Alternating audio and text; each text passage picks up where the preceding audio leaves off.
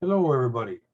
Rick Yaklin here from the Michigan Panthers USFL Football Fans group, Facebook group. Finally getting ready to do our second episode.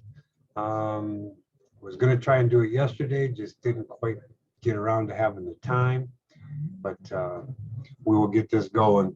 One other thing that I will notice, or will make mention of right now, um, the this podcast will now be found on iTunes or in the iPod section of iTunes. I got that squared away yesterday, and I believe Google Play should probably pick it up sometime today. I've got things that I put through this morning, and I'm hoping that it gets set up so that it can be found there too, besides Spotify and on Anchor. So, anyways, today is Thursday, the 10th of February.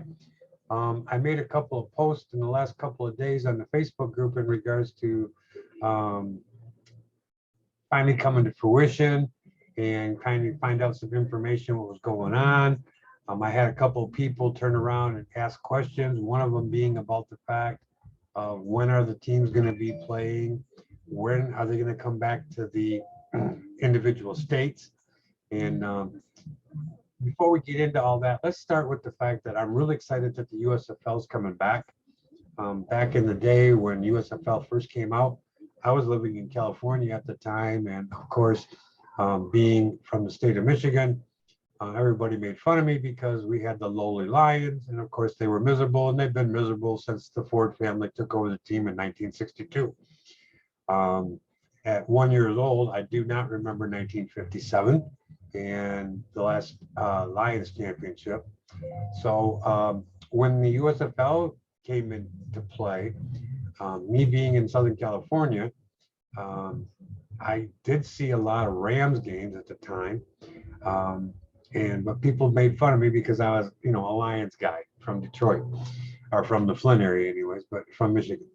But it was fun watching the Michigan Panthers, and they ended up being a hell of a good team. Um, I really thought at the time that the USFL was going to kind of come on good. Not only did they have good teams, but they also had good talent.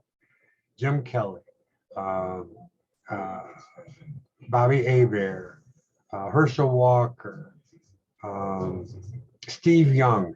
I mean, they went out and went after fucking NFL talent that would have normally been on NFL teams and paid big money for it. Um, well, that was good in one way, it was bad in another way. It was good because I gave them credibility of having actual players that knew what the hell they were doing. And the bad part about it is as with anything that's starting and it's new, the idea of the spring football league was perfect in order to not compete against the NFL. But we had one owner of the New Jersey Generals at the time, an impetuous person that has a Napoleon complex to begin with, okay, and thought he wanted to be the czar of professional football. So it was his idea to force the issue of moving the USFL in year 3 to the fall season.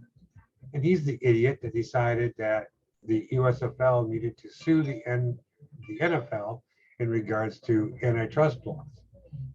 Well, the antitrust laws from a monopoly was true. I mean, the NFL was found to, hey, they did have a monopoly. And they were going to continue to have a monopoly because they had the money. No one else did.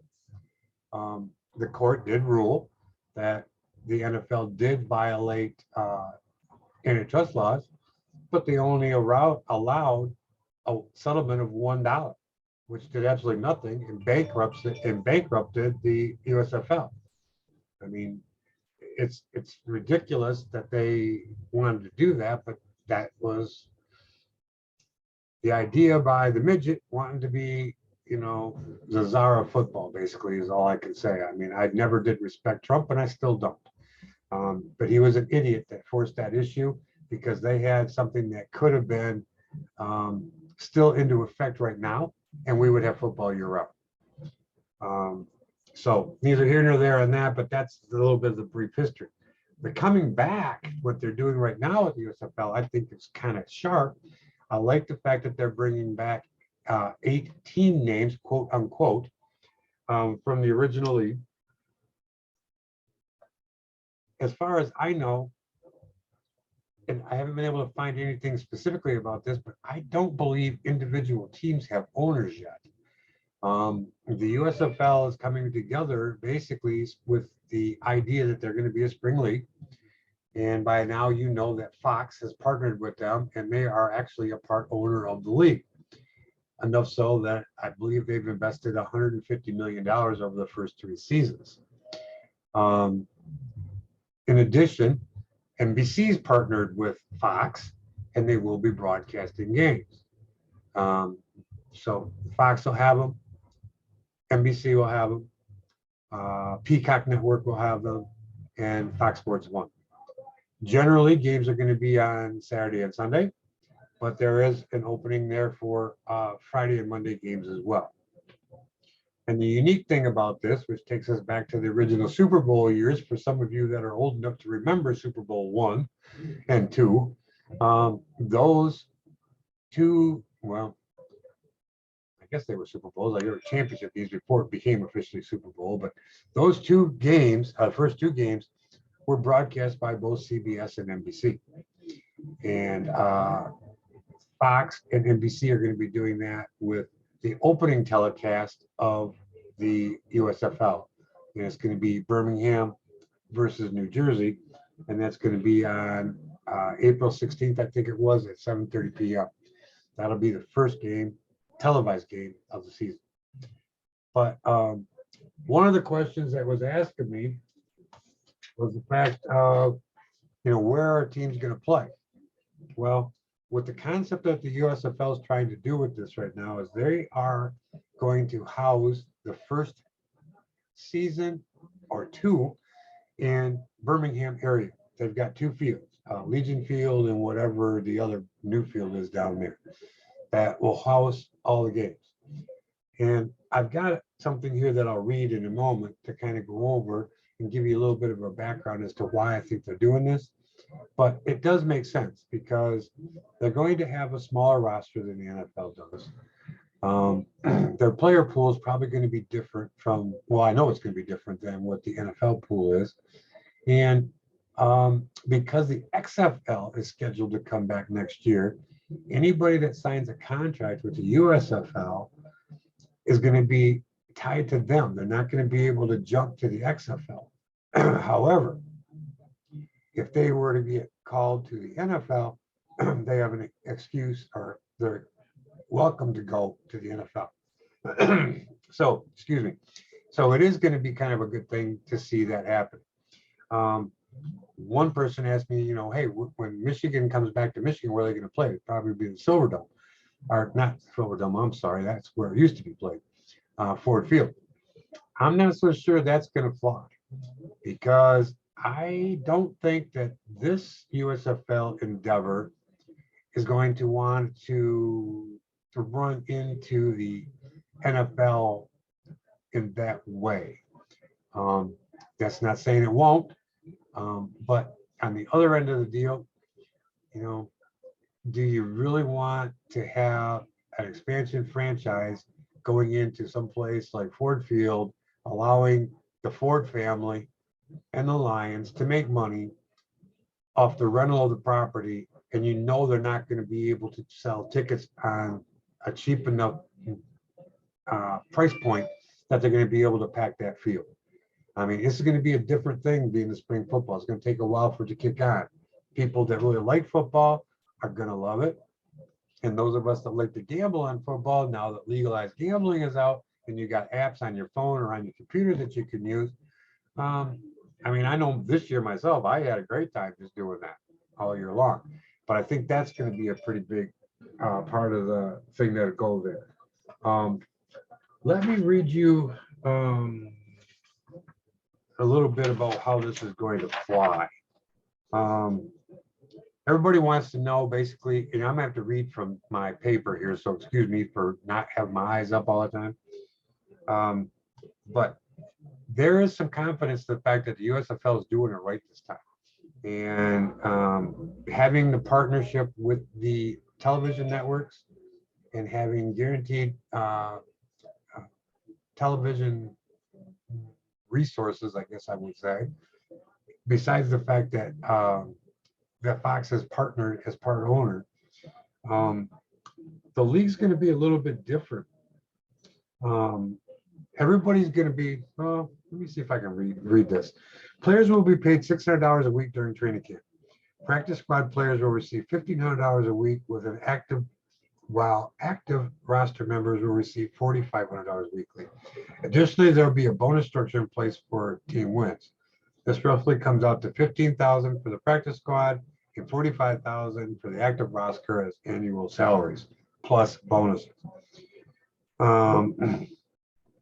Those numbers don't include, of course, the bonuses, nor take into account playoff money and championship bonuses. But here's the key part. The USFL is going to house and food all the players during the season in Birmingham. In addition, everybody has a debt-free college degree program where players and staff will be provided free schooling. One of the things that's different about this is the fact that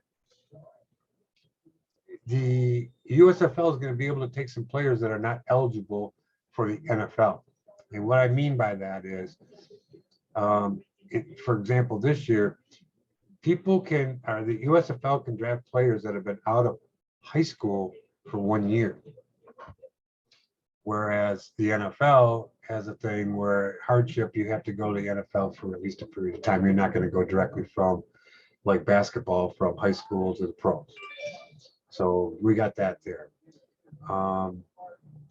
Let me finish up before we get into that, because I got some more stuff to show you about the draft that's coming up and stuff like that. But one of the questions was about where we're going to play.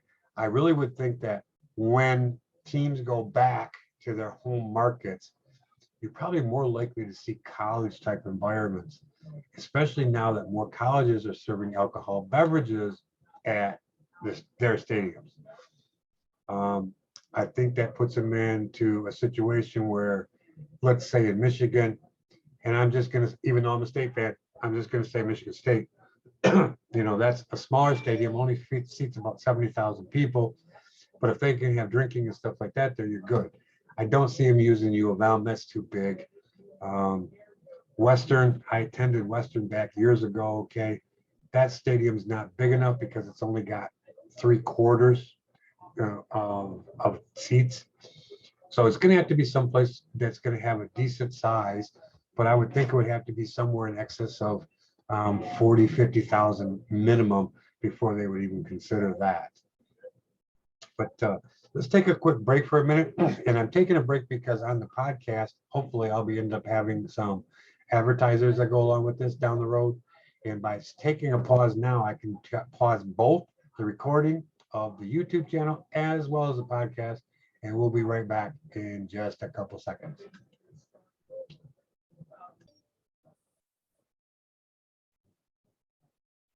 Okay, welcome back.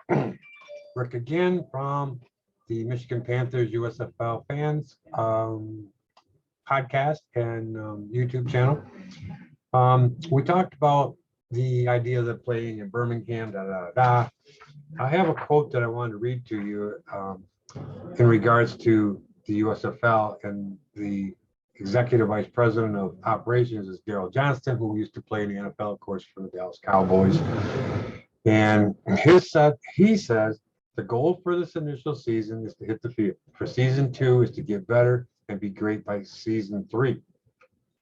The idea behind this first season, all the games are going to be in Protective Stadium as well as Legion Field. All 8 teams will be housed in that area, as many as 4 league games, and for as many as 4 of the leagues in second season. The idea is the USFL will move teams to the respective dates, respective cities by the 3rd season. So what they're saying is they're hoping that after this first season, some teams will go to their home market. and it'll allow them more time to find individual owners, I'm guessing, in order to hopefully by season 3 get everybody playing where they're at.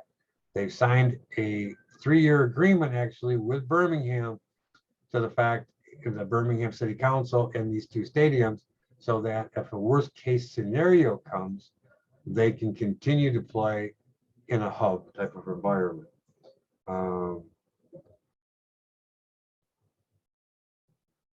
That's pretty much the main thing about that, I guess I wanted to say.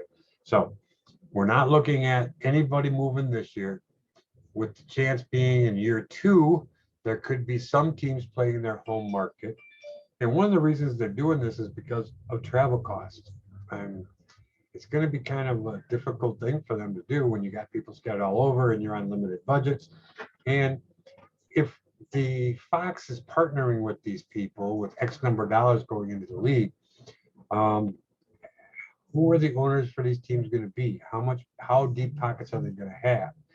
And I think they're going to want to look to get people that are about on an even plane, I would think, so that you don't have somebody that's a billionaire with one team and he can afford XXX for players and everything else.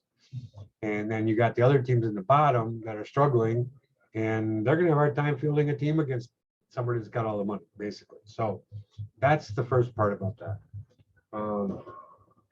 Secondarily, we're looking at the idea behind the teams is they're going to have a 45-player roster, meaning the fact that they'll have 38 players that are dressed for game day, are active, and 7 will be in their practice squad system. We've already talked a little bit about what the pay schedule will be for them in regards to that. Plus they get the housing, plus their meals. So I think that's a pretty good, kind of a way to go. We've been waiting to find out when the draft's going to take place, who's going to be in the draft and whatnot. And up to this point, we still don't know the players eligible for the draft or who they're going to be. One of the things that I read is the fact that college players that are eligible, meaning they've been a year out of high school, basically, are being sent letters outlining the USFL contracts. And they are being pooled into like a combine type of a situation where we're going to know how many players are going to be. They're expecting to have somewhere between 300 and 500 players to be picked from. And the actual draft is going to take place on February 22nd, 23rd. And I do have how this is going to go. They're figuring over 3,000 eligible players will be available, okay? How this is going to work, phase 1 is going to be a quarterback selection. So each of the 8 teams will be able to pick their starting quarterback. And how this draft is going to be working, it's going to be, how we want to call it, a reversed order of draft. It's going to be like random draw for the first round, okay? Then they'll reverse it for the second and reverse it again for the third. It's going to change every round so that you don't have somebody drafting 1 and then 9 and then 17 or 19, that kind of thing. You might draft 1, then you go the other way. So first phase is going to be a quarterback. The second phase is going to be for offensive skill positions, meaning other quarterbacks, running backs, wide receivers, tight ends. And that can be up to 10 rounds. So if they go 10 rounds, that's 8 more, or 10 times 8. That's 8 players. No, it's 10 players they'd be able to get plus a quarterback. So that puts them at 11. Phase 3 will be offensive linemen, tackles, guards, and centers. Another 10 rounds. So 11 is 21. Phase 4 is defensive front 7, linemen and linebackers. That's 10 more rounds. So that takes us up to 31. Phase 5 is defensive backs, cornerbacks, and safeties. That's 10 rounds. So that takes us up to 41 players. Now, the phase 6 is an open draft of any position. It says 30 rounds. I cannot see this going 30 rounds. With the idea of trying to cut costs and stuff like that, we're at 10, 20, 30, 40, 10, 20, 30, 40. We're at 51 players there. If we go to the 6th round, it's open for 30 more players. That's 90 some people they're going to be bringing to camp per team. That ain't going to happen. There's no way they're going to be able to do that. So I think this is still going to be negotiated and worked on between now and April 20 or February 22nd. So that's something that you guys can at least get an idea how they're going to do when the draft goes. One of the people said that there's some NFL veterans that are going to be eligible for the USFL. Chances are that's probably going to be someone that's been injured, been cut, and still has a dream of getting in the NFL that maybe had a little bit of time up in the NFL actually live. Didn't I hear that Antonio Brown is saying he's interested in playing in the USFL? Who knows? I mean, who wants him? He's a flake.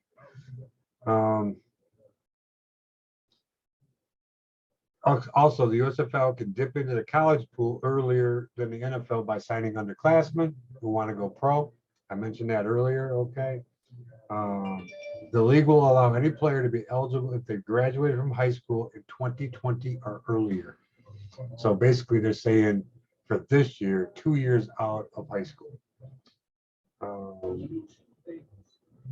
The thing that's going to make this kind of unique is some of the people that are in the transfer portal in the NCAA right now, those players are going to be eligible for this if they reach the age limit, if they have the age limit. So this first draft could be interesting from that standpoint in regards to, you know, players that may be there. Do we know any of these players? People that are from other parts of the country might know more people, but you know, being that we're in the Midwest, we are for Michigan Panthers, okay, me being in Michigan, you don't hear about too many players other than maybe you hear someone from a Georgia or a Bama or Clemson that's entering the portal or whatever the case may be. You don't hear too much about any of our local players doing that, but maybe there'll be a shot for some of these players. Who knows? And I think a lot of that will determine more once they actually have an actual team owner versus the fact that it's a league-owned team. We do know that we've got an ex-NFL coach that's going to be our head coach for our team, and that's kind of nice.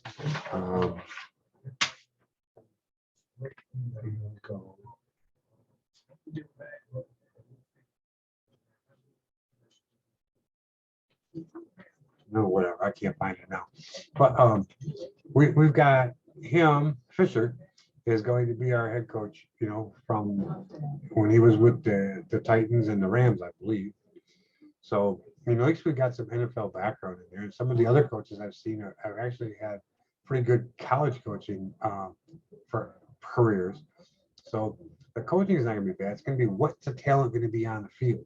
Because no matter what they do to the rules and how they tweak it, as long as the games are competitive, I think that the spring league will go. At least I hope it does. The one negative I've heard so far when it comes down to online gambling is I believe I've read that to start out the USFL season, the DraftKings portal is not going to do individual games like they do, or, you know, I'm sure you guys know about it. If you're into football, you know about DraftKings, and you understand that they have their daily games that you can play, where you pick so many players and stay under a $50,000 salary cap, so to speak, and you get points based on what they do. They say they're not going to do that, but they did not say that they wouldn't add it somewhere down the road. I think part of that is the fact, how are they going to handicap all these people? We don't know what we're going to have. We don't know the product we're going to have on the field. So I can see that being an issue. Because it's professional sports, I assume that DraftKings and MGM in particular, the two services I use, I would imagine they will have live bets on games where you'll be able to bet point spreads, over and unders, that type of thing. I don't know if they'll go to one game parlays with this because it's going to take a while for people to get to know who these players are. And I don't see, Vegas didn't build hotels by being stupid. So they're going to have kind of a background or a book on these players in these teams before they're going to go ahead and allow um, actual wagering to go where they could possibly get hurt. Speaking of which, we've got the Super Bowl coming this week, which I'm happy to say, or sad to say, it's the end of the football season. Although, being that I'm a Michigan person or from here, and unfortunately have been stuck watching Lions games the majority of my life. I was delighted last year when Stafford got the hell out of here and went to LA. As a matter of fact, I won a small bet and was at MGM the morning after this trade was announced was going to happen in February of last year. And once I knew Stafford was going to LA, I happened to look at the futures bet that they already had up, and they had LA at 1,200 to 1. So I made a small wager on that. So I am hoping that the Rams prevail, although the Cincinnati Bengals are a good story. I wasn't smart enough to kind of like take a run on them when the playoffs started because they had some pretty decent odds, but I never would have thought they would have got past Kansas City for sure. And I'm surprised they got through Tennessee, but regardless. So we've got the Super Bowl ending up this weekend. So that's the 13th. And then we've got a little over a week, 10 days before the draft will start for the USFL. Hopefully, once the Super Bowl is done, we'll be getting a lot more information out, and I'll try to keep putting stuff up on our Facebook page. And I ask you as readers and members that are listening to this to do the same thing. If you see something, put it up. Utilize the Facebook page to interact from a standpoint that let's talk and get things going. You'll see if you go to the YouTube channel as well as listen to the podcast. I'm doing this simultaneously right now. I'm doing both the podcast and the recording for YouTube on my Zoom app, as well as the Anchor app for the podcast. I can have guests, and I'd love to have guests come on. I can have up to, I think, 3 or 4 at one time to make it fit on the screen correctly. But if you're interested in coming on, would like to talk about the USFL, want to talk about the Panthers, want to talk about the upcoming draft, if you find information in regards to the draft as to the players going to be available, whatnot, man, I am me. Go to the Facebook page and I am me. Or if you're on the YouTube channel, my contact information is in the storyline of the YouTube actual page. Feel free to IM me, message me, email me, whatever. We will get together, we'll talk. And if we can set up a time together, which is convenient for you and me, and we'll record together, we'll get something done. You can be a co-host for the day. I wouldn't mind having a co-host all the time. It'd be great to have someone else to banter back and forth with other than just myself. So if you're interested in any of that, let me know. Lastly, before we go, on the podcast, if you go to the Anchor site, please support it. And in addition to liking, you can support. If you want to add support, you can do it up to like 99 cents a month or something like that. Okay, that'd be great. Not that I'm looking to make money off of this, but a little bit of money here and there would help. But like and share. The more we grow this thing, the more people will get involved in it, the more interaction we'll have, hopefully, and the more our Facebook group will grow, because we're over 120 people, I think, as of now. And in the last 10 days, we have just like tripled in members in the US or in the Facebook page group. And I think it's because of the fact that this last weekend we had no football, everybody's bored. So we're looking forward to the spring football. We all love football, so that's why we're looking at it, and we'll go from there. So if anybody has any questions in the podcast, you can turn around and click on a button, and it will turn around and let you leave a voice message to that, or you can turn around and write your questions into the Facebook page. There will be links in the podcast as well as on the YouTube channel for our Facebook page, in addition to my contact information for myself. So again, thanks. And this is our second episode. From here on in, we'll hope to do more and on a more timely basis. I would definitely say once the season starts, we'll be doing it on a weekly basis, and if not twice weekly, bi-weekly. And up until that point, once Super Bowl's over and once we start getting more information leading up to the draft, I'll be more than happy to do more recordings as we go forward. And again, if you're interested in co-chairing with me or co-hosting, all you have to have is a computer with a camera and a microphone, and we can get you on. You don't have to know anything about Zoom, nothing. I can send you a link. And as long as you're in front of your computer, you click on the link and you come on screen, you'll be on screen with me. We'll be fine to go. If I pause and take a break or whatever, you're going to stay there. You're not going to have to go away. And we can do a 30-minute to an hour broadcast, answer question answers, whatever the case may be. Maybe we'll start taking questions out of the Facebook page. So again, it's all open. My name is Rick Yaklin. I live in the Flint, Michigan area, actually in the city of Burton. But happy to be starting this Facebook group as well as a podcast and YouTube channel. And I'm looking forward to seeing our Michigan Panthers and see how they look. I love their uniforms. I love the colors. Let's just hope for a successful season. And with that, I'll sign out and tell everybody we will talk soon. Until the next time, Rick Yaklin for the Michigan Panthers USFL Fans Group. Thank you.